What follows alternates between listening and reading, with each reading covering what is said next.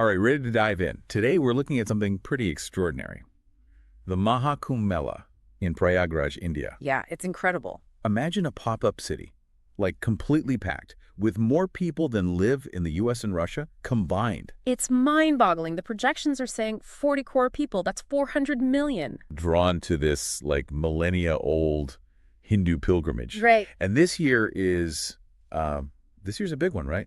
Because it's the Maha Kumbh Mela. Absolutely. Happens only every 12 years. Right. So it's this whirlwind of faith, ritual, but also, kind of surprisingly, a huge economic event. Yeah, absolutely. It's not just a spiritual gathering. Right. It's actually expected to bring in something like 2 lakh crore rupees. Wow. For the state of Uttar Pradesh. So 2 lakh crore rupees, for people who don't know, is roughly 2 trillion rupees. That's right. So, okay, let's break down this whole money-making side of things. What exactly is driving all of this revenue? Well, picture this.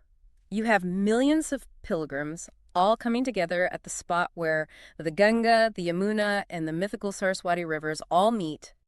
They're there for weeks, taking part in rituals, taking those sacred baths. They call them Shahi Snans. Right. And just like immersing themselves in this incredible cultural experience. So it's like this, almost like a massive temporary city just pops up. With all the needs and the demands of a real city, right? Exactly. And that's where the economic activity comes in.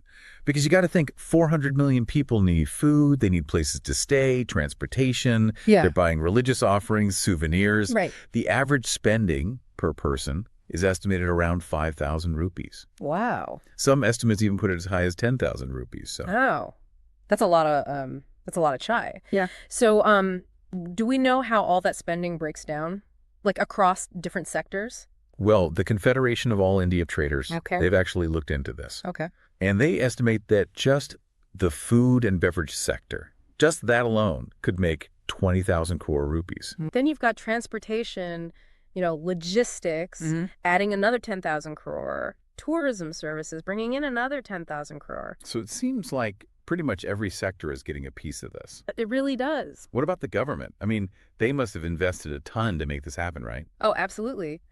The Uttar Pradesh government has put aside a pretty hefty 7,000 crore rupees for this 45-day mega event. Wow. So that's a huge investment, but it shows how dedicated they are to making the Maha Kumbh Mela a success, both, culturally and economically. And so this isn't their first time doing this, right? Didn't they host something similar pretty recently? Yeah, you're thinking of the Art Kumbh Mela, which was in 2019. Okay. That was kind of a smaller version. Right. It still brought in 24 crore people, and even that generated 1.2 lakh crore rupees. So, I mean, you can imagine the potential that this year's Maha Kumbh Mela has. Yeah.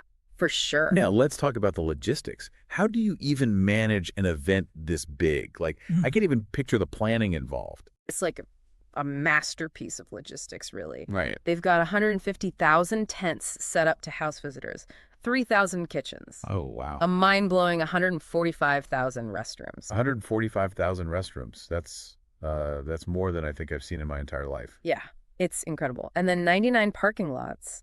They've had to expand the train services to Prayagraj. Wow. And then for security, over 40,000 police officers and AI-powered surveillance cameras. So it's really like a city that appears almost overnight, right, but with this like deep layer of spiritual meaning running through everything. Exactly. And speaking of which, the heart of the Kumbh Mela is really those Shahi Snans. Oh, right. Those sacred bathing rituals. Yeah. So those are the dips in the sacred rivers that pilgrims believe will cleanse them of their sins. That's it. Millions believe that bathing at these specific times will wash away their past and help them achieve spiritual liberation. And some days during the Mela are expected to draw even bigger crowds than others. Right, like Makar Sankranti, Mani Amavasya, and Mahashivratri, because they fall on important Hindu festivals. So it's this incredible mix of faith, culture, and logistics. Yeah. And all on a scale that's just like almost impossible to grasp. Absolutely. And then on top of all of that, there's also the global appeal. Right. We're not just talking to pilgrims from India. Right.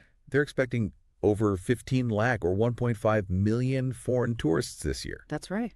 Wow. So it really shows the global fascination with this event. Yeah, it's really amazing. It seems like India's really found a way to use their rich cultural heritage to create this like incredible economic engine. It's a fascinating model. It really raises some questions. Like what? Well, what can other countries learn from India's approach? Could they, tap into the economic potential of their own cultural events? It's definitely something to think about. But I'm curious, what stood out to you so far?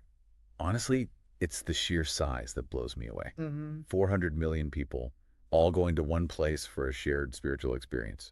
Yeah. It's hard to wrap my head around. It is mind-boggling. And what's even more incredible is that this event has been going on for centuries. Right. Evolving and adapting, but still staying true to his core values. Yeah.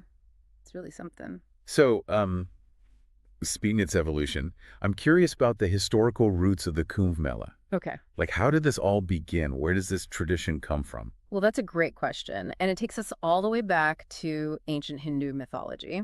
So the legend goes there was this huge battle between the gods and demons fighting over this nectar of immortality. Okay. And during this battle, a few drops of the nectar, they fell down to earth. Okay. Landed in 4 different places: Prayagraj, Haridwar, Ujjain, and Nashik. Ah, so those are the 4 cities where they hold the Kumbh Mela. That's right. The Mela rotates between these cities every 3 years. And then the Maha Kumbh Mela, the big one, that happens in Prayagraj every 12 years. Right. So it's believed that during the Kumbh Mela, the rivers at those spots, they're like infused with the power of that nectar, making them super sacred. So they're extra good for purification. Exactly. That's really fascinating. This blend of like mythology and reality. Yeah. But with millions of people all gathering in one place, right, doesn't that create some environmental challenges too? Yeah, for sure. I mean, think about the impact on the rivers, the ecosystem. Yeah, you're right. I mean, the scale of the event, it definitely brings up concerns about waste, pollution, strain on resources. So how are they handling those? Well, the organizers are more and more aware of these issues. They've been trying to do things to make it more sustainable. Like what? Well, for example, they've launched campaigns to encourage pilgrims to be more eco-friendly. Okay. Like discouraging single-use plastics and promoting responsible waste disposal. Right. They also have initiatives to clean up the rivers and improve the sanitation. That's good to hear. It sounds like they're really making an effort to protect this ancient tradition. Yeah, definitely. Something else I was thinking about. What's that? All those foreign tourists that are coming. Right. Didn't you say they're expecting like 1.5 million? Yeah, over 15 lakh.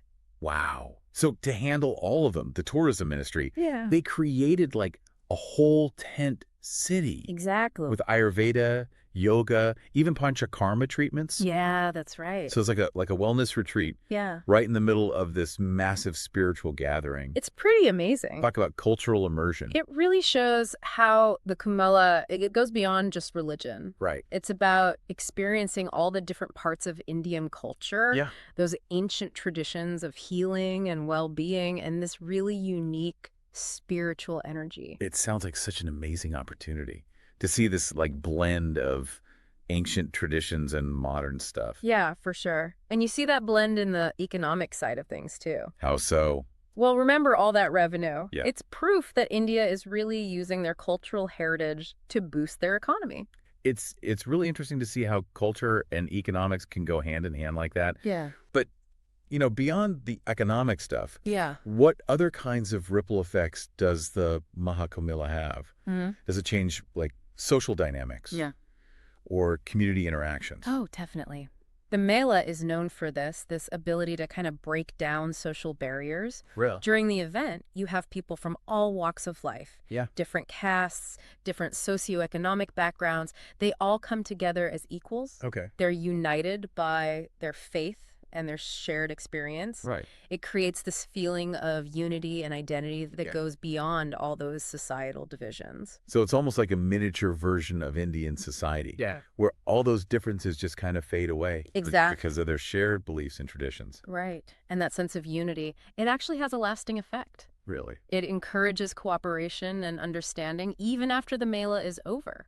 It's amazing to think that this tradition has been going on for so long. Yeah. And it's still relevant today. Yeah. Even thriving. Oh, yeah. It really is. It's clearly much more than just a religious event. Absolutely. It impacts society, the economy, even the environment. It really shows the power of cultural heritage. Right. And this human need to connect and share experiences with each other. The Maha Kumbh Mela, with its blend of the ancient and the modern, it offers a unique window into India, Yeah. its spiritual heart, and how its identity is changing.